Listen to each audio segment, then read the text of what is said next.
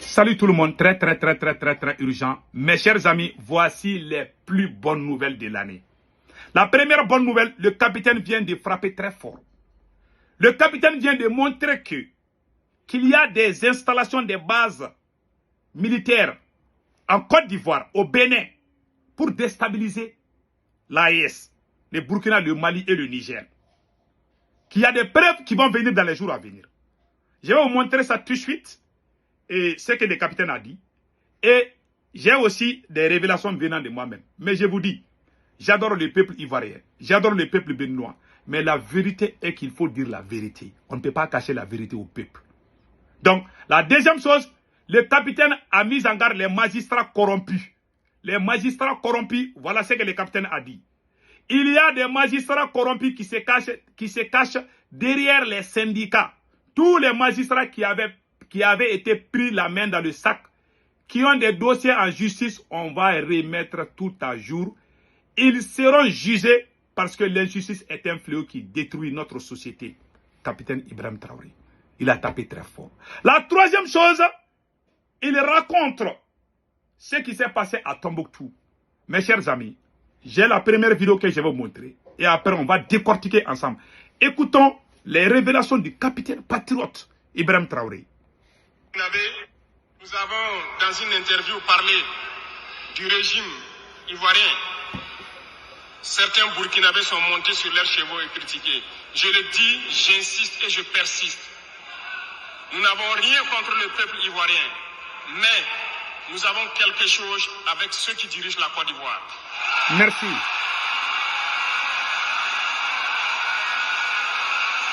le disons et nous le répétons encore.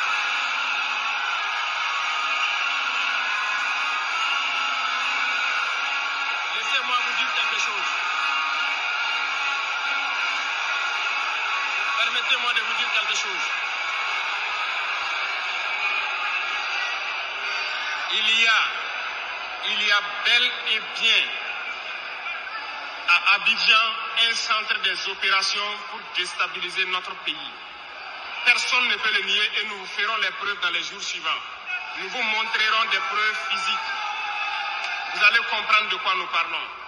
Personne ne viendra nous dire qu'au Bénin, il n'y a pas de base française dirigée contre nous. Nous avons les preuves sous la main. Deux bases importantes. J'ai dit ça dans ma vidéo d'hier là où je porte la chemise noire. Allez-y, regardez, j'avais dit ça. Le capitaine a tout à fait raison. Hein. Et puis moi aussi, je vais ajouter des révélations dedans. Ce qu'il vient de dire, c'est la vérité. Mais, Mochon, le capitaine n'est pas contre le peuple ivoirien. Il faut que ses côtés soient clairs. Le capitaine n'est pas contre Alassane Ouattara. Il dit ce qui ne va pas. Même dans la famille, on dit ça entre nous, même entre frères. On dit, pardon, grand frère, moi je ne suis pas d'accord avec ça. Donc, capitaine Ibrahim Traoré s'adresse à Alassane Ouattara. C'est comme s'il s'adresse à un parent. Il n'est pas contre Alassane, non. Et ce qu'il dit, c'est la vérité. Nous avons vu des Blancs en train de discuter l'avenir de l'Afrique qui vont s'installer en Côte d'Ivoire. Nous avons vu ça, ça est sur les groupes WhatsApp partout. Donc, que le peuple ivoirien sache que nous ne sommes pas contre eux. Ce n'est pas un acharnement, mais c'est une vérité qu'il faut dire. Donc, écoutons. Nul ne peut le contester. Et je les mets au défi. Et nous n'avons rien contre le peuple béninois. Là, nous avons un problème avec la politique des dirigeants béninois. Et nous le disons haut et fort encore. Dans cette diplomatie, nous avons décidé de dire la vérité. Il y a bel et bien deux bases. Une vers Kandi et l'autre en allant vers Porga ou je ne sais pas quelle localité. Des pistes ont été réaménagées à plus de 3000 mètres de long. Des avions atterrissent. Les gens équipent et forment les terroristes là-bas.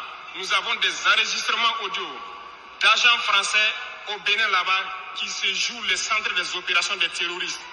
Ils montent les opérations avec eux. Ils les aident à se soigner. Ils font tout ce qu'il y a là-bas. Je vous ai dit qu'il y a des gens derrière ces terroristes-là. Comment ils arrivent à trouver ces armes sophistiquées? Je vois des terroristes avec des armes. J'ai dit dans ma vidéo hier là, j'ai dit tant que ces pays voisins-là abritent les bases militaires françaises, il y aura toujours la déstabilisation. Le combat contre le terrorisme ne va jamais finir maintenant. Même dans 20 ans, 30 ans, ça ne va pas finir. Parce que nous, on les élimine et ils les fabriquent. Ils sont là à les fabriquer. Donc, le capitaine a raison de signaler ça. Écoutons les restes. Nous avons tous les détails sur eux. Et vous ne voulez pas qu'on le dise à notre peuple? On va le dire. Oui. Si vous ne le voulez pas, s'ils ne le veulent pas, qu'ils arrêtent de se comporter ainsi. Voilà. C'est simple. Nous n'avons forcé personne à prendre son indépendance. Si vous décidez de rester dans votre situation, mais ne prenez pas vos pays pour en faire des bases arrêts parce que ce sont vos populations qui vont en souffrir après. Et ce n'est pas une bonne politique. Nous le disons par expérience, et je le répète toujours, le Burkina a été une base arrière pour déstabiliser certains pays. Et ce n'est pas bien.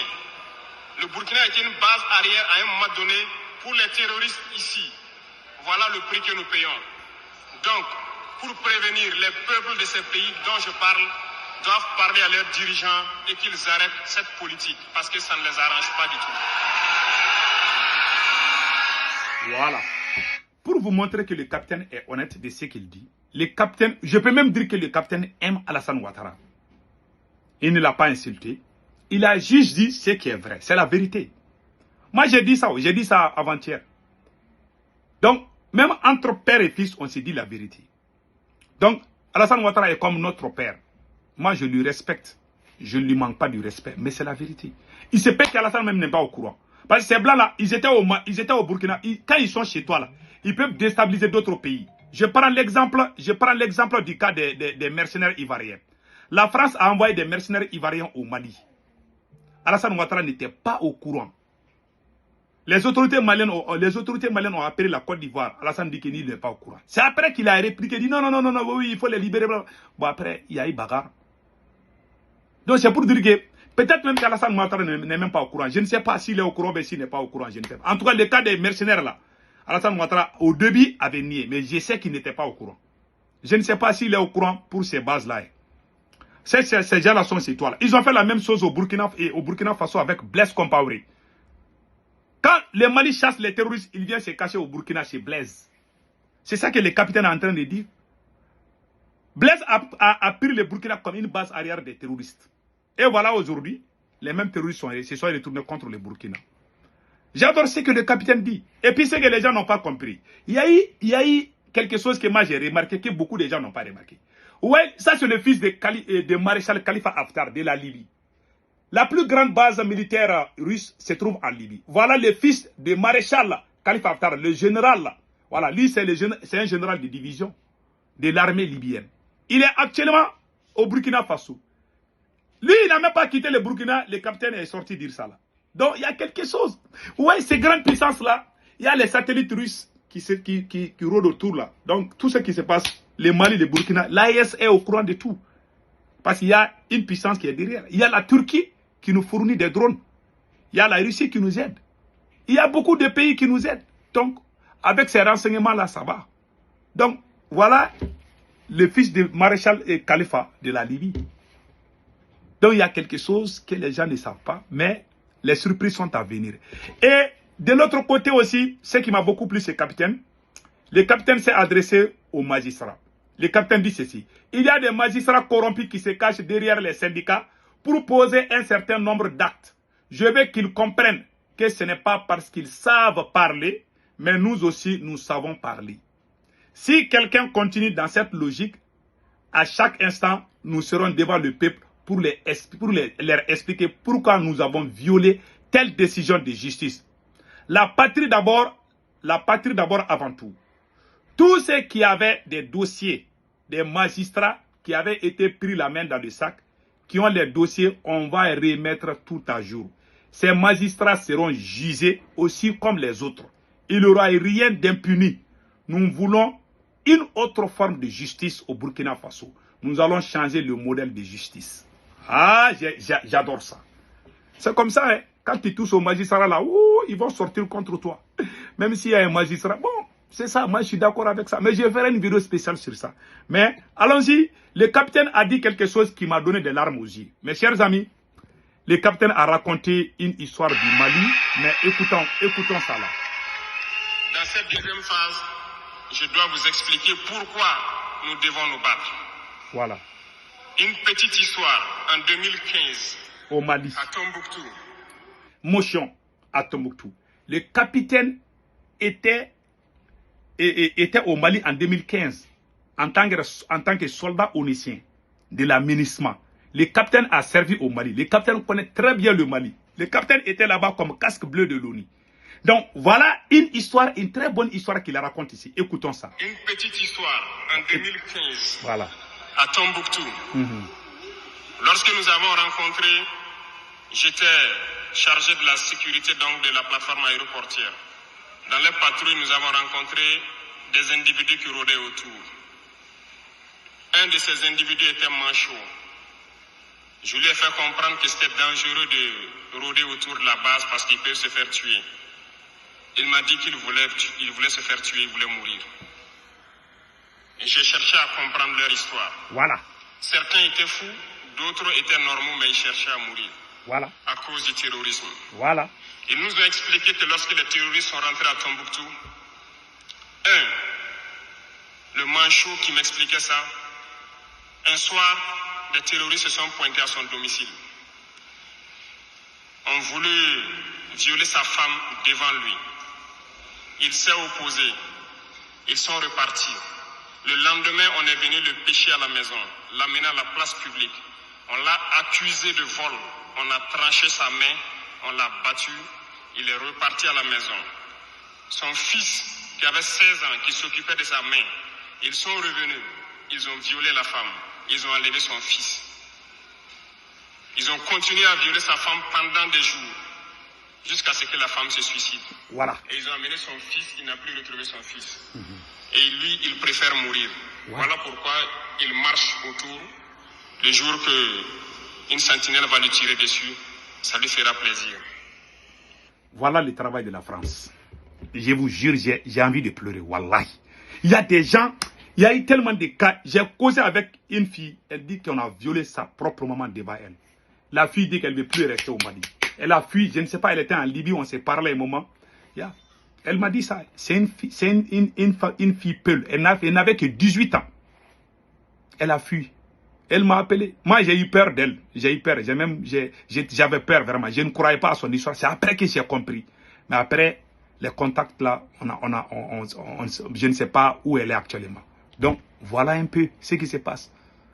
Voilà des situations comme ça qui poussent les gens à se suicider. Ils ont violé combien de femmes au Mali, au Burkina et au Niger. Ils ont détruit combien de familles. C'est pourquoi quand je vois quelqu'un qui dit qu'il aime la France, j'ai envie de manger la personne. Ouais, le mal que la France a fait. La même France va s'installer en Côte d'Ivoire pour tenter les mêmes sales besognes. On ne va pas s'asseoir. On va dire, mais cela n'est pas dire qu'on est contre la Côte d'Ivoire. Mais nous, on a souffert. On ne force pas la Côte d'Ivoire de chasser la France. Mais ces gens-là, quand ils sont chez toi, ils fabriquent des terroristes pour déstabiliser les autres pays. Tout le monde sait ça. Donc écoutons la deuxième phase. D'autres ont connu le même sort. Ils ont été enlevés de chez eux parce qu'ils refusaient que les terroristes touchent à leurs femmes ou à leurs filles. Voilà. Et le lendemain, on vient les soustraire. On les amène à la place publique. On les battait à sang. Et après, ils allaient faire leur sale besoin. Beaucoup de familles ont été détruites ainsi. Ce sont des criminels, Wallahi. des violeurs, Voilà. des bandits, des trafiquants de drogue, Wallahi. qui sont armés et qui sèment désolation dans nos contrées. Wallahi.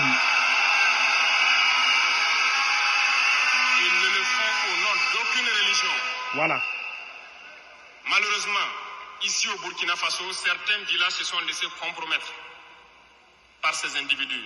Je parle en connaissance de cause. Voilà. En 2022 à côté, j'ai été chercher avec mon unité dans un village parce qu'ils ne voulaient pas que nous restions là-bas parce qu'ils sont en bonne entente avec les terroristes. Ouais. Ceux qui m'écoutent, ils savent de quoi nous parlons. Voilà. Plusieurs autres unités sont témoins. Certains villages ont refusé catégoriquement que des FDS foulent leur sol parce qu'ils sont en bonne intelligence avec les terroristes. Nous leur avons fait comprendre qu'il n'y a pas d'alliance possible avec ces criminels parce que c'est eux qui décident du jour où le pacte se rompt. Voilà. Plus tard, je pense que beaucoup de villages ont compris cela. Lorsque le pacte s'est rompu, Ils sont revenus sur les réseaux sociaux pour appeler au secours. Nous y avons été. Mais c'est pour dire, peu importe ce qu'ils viendront vous dire, peu importe les flatteries possibles, peu importe le pacte que vous avez signé avec eux, le jour qu'ils décident de mettre fin au pacte, ils viendront tuer et mettre fin au pacte. Il n'y a pas d'alliance possible avec les terroristes. Merci. Il n'y a pas d'alliance possible avec ces criminels. Voilà. Ils sont à combattre. C'est tout. Il a tout dit. J'adore trop. Quand il parle comme ça, là, ça me fait... Non, j'ai envie de pleurer. Mes chers amis, c'était ça. Passez un excellent week-end. Ciao, ciao.